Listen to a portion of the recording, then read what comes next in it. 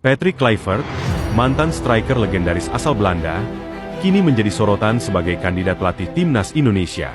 Dengan pengalaman melatih di berbagai klub dan sebagai asisten pelatih timnas, Kluivert memiliki rekam jejak yang mengesankan. Karir melatih, Kluivert pernah menangani beberapa tim, termasuk FC Twente U21 dan Adana Demirspor.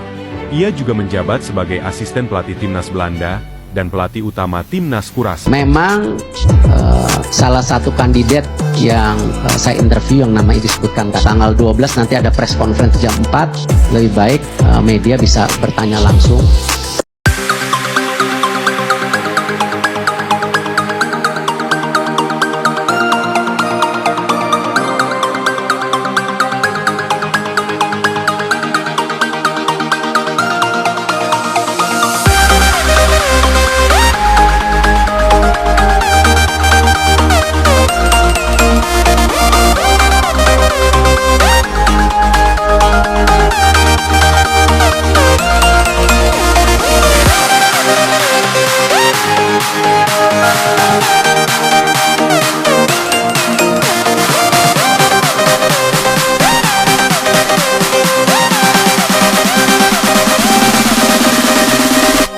Patrick Kluivert dikenal sebagai salah satu legenda sepak bola Belanda yang pernah membela klub besar seperti Barcelona. Namun, karirnya sebagai pelatih belum terlalu menonjol. Ia lebih sering berperan sebagai asisten pelatih, seperti di timnas Belanda dan Kamerun. Pengalaman menjadi pelatih kepala hanya tercatat di timnas Curaçao 2015-2016 dan sebagai penasihat strategis tim tersebut hingga ke 2018. Terakhir, Kluivert melatih klub Turki, Adana Demirspor, pada tahun 2023 dengan catatan 8 kemenangan dari 20 laga. Kontroversi utang judi. Di tengah rumor kepindahannya ke Indonesia, masa lalu Kluivert kembali diangkat ke permukaan. Pada 2017, media Spanyol Marca melaporkan bahwa Kluivert pernah memiliki utang judi senilai 1 juta euro sekitar 16 miliar rupiah kepada geng kriminal. Kabar ini berkaitan dengan aktivitasnya pada 2011-2012 saat masih menjadi pelatih tim pelapis FC Twente. Meski sebagian besar utangnya disebut sudah dilunasi, nama Kluivert tetap terhubung dalam investigasi terkait pengaturan skor. Pengacara Kluivert, Gerard Spong, menyebut bahwa kliennya adalah korban dalam kasus tersebut dan tidak terlibat langsung dalam aktivitas ilegal. Namun, hingga kini belum ada informasi lebih lanjut tentang penyelesaian kasus ini. Meski rumor tentang utang judinya mencuat kembali, Patrick Kluivert tetap dianggap sebagai kandidat potensial untuk melatih timnas Indonesia. Dengan pengalaman internasionalnya sebagai pemain dan pelatih, banyak yang berharap ia bisa membawa tim Garuda melangkah lebih jauh, termasuk dalam kualifikasi Piala Dunia ke 2026.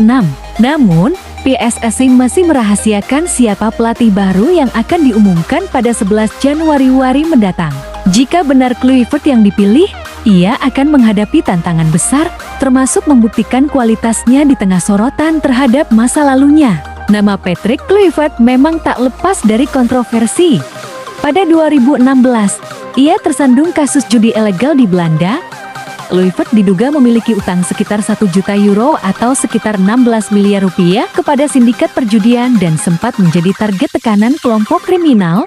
Meski demikian, tidak ada bukti yang mengaitkannya dengan pengaturan skor sehingga ia terbebas dari dakwaan pidana. Selain itu, saat menjadi direktur Akademi PSG, Kluivert juga sempat dihadapkan dengan tuduhan penggelapan dana.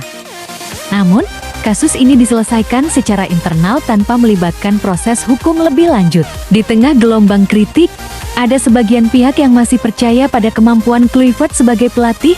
Pengalamannya sebagai pemain top di klub besar seperti Barcelona dan timnas Belanda menjadi modal yang diharapkan dapat membawa perubahan positif bagi timnas Indonesia. Kini, tantangan besar menanti Kluivert jika ia benar-benar resmi menakodai skuad Garuda.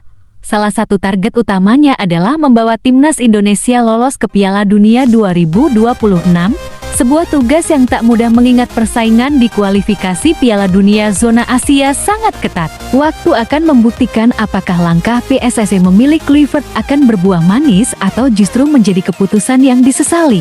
Mantan penyerang Newcastle United Patrick Kluivert mengklaim dirinya mengalami pelecehan rasial saat berada di klub tersebut. Pelatih asal Belanda yang kini menjadi pelatih di klub Eredivisie FC Twente itu mengatakan bahwa para penggemar sering melontarkan yel-yel rasis dan suara-suara monyet kepadanya selama karirnya. Dimanapun saya bermain, saya mengalaminya. Sebagai pemain, itu tidak terlalu besar, tetapi di setiap belahan dunia, ada beberapa orang yang aktif dalam aksi rasisme di Inggris juga.